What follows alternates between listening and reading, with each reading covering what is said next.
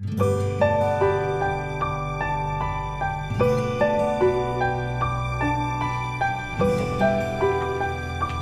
hello, hello. This is Alan. Welcome to my channel. And that's not going to do. It's too dark. There, that's better. Am I still in the frame? I started Mason and Dixon immediately after I read Against the Day, and I'm enjoying it very, very much. It's a much easier read to me than Against the Day, mainly because of the two main characters, Mason and Dixon, there's a follow-through storyline you can follow. Now, that's not to say there's not many other characters in it, like George Washington, like Ben Franklin, like, the character's last name is Mescaline. And I thought it was either a pun on masculine or mescaline, but it's an actual man. Do I have his name written down? I think it's John Maskelyne. Anyway, he's the first person that measured the Earth by weight and that. Now, you'll also be glad to know I'm not marking this book up at all. There's no marks on here like I usually annotate all my books with markings. And that's like a first for me. But I have made meticulous notes.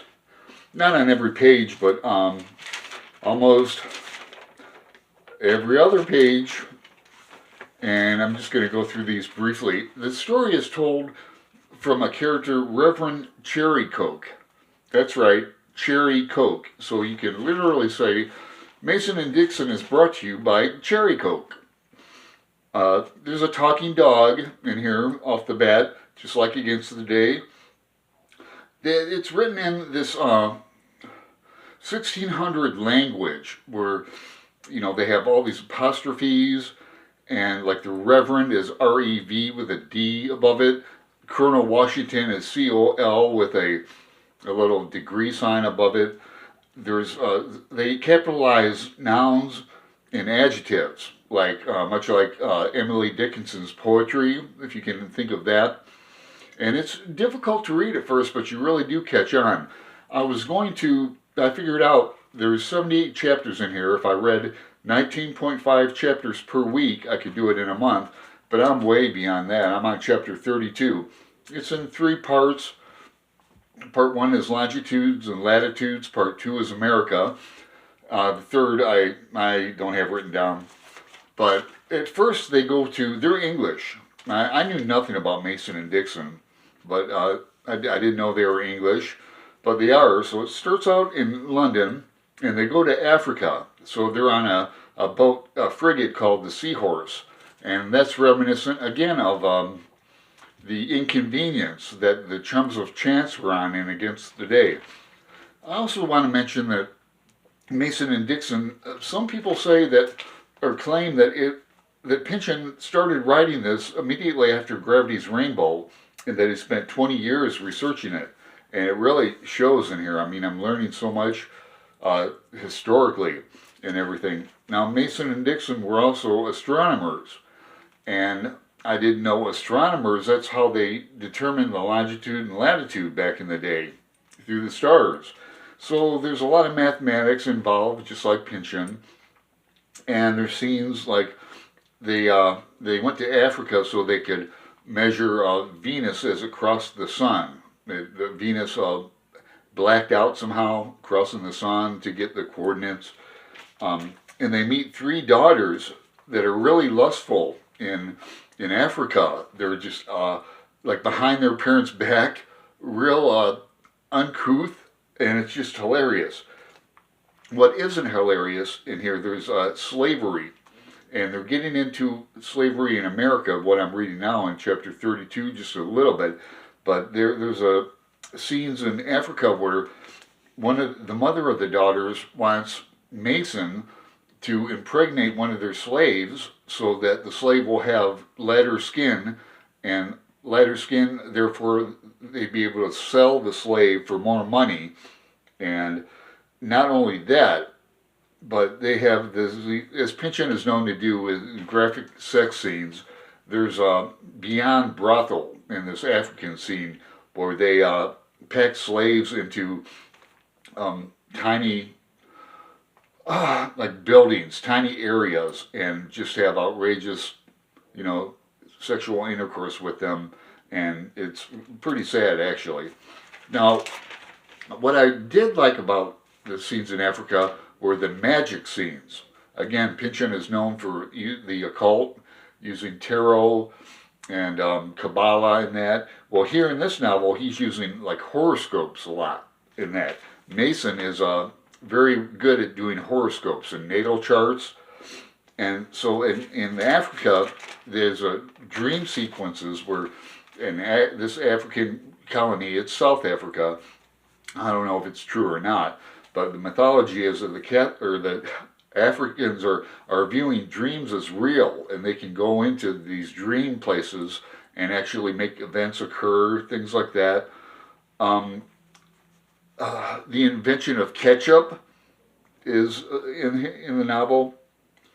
Let's see, Galileo, Newton, Kepler are mentioned in the novel. They arrive at Jamestown. There's marijuana use in this novel, just like Pynchon is known for. In fact, they get high with George Washington in this novel. It's pretty hilarious. They don't use words like they don't spell out. They use the words, but they don't spell out God or the devil or damned. They'll have like G then space D or D space then L, and that's apparently 1700s language. Let's see. Mason is a widower. There's a big scene where his wife appears to him in dreams and is talking to him, and then it gets to a point where she's talking to him in reality too.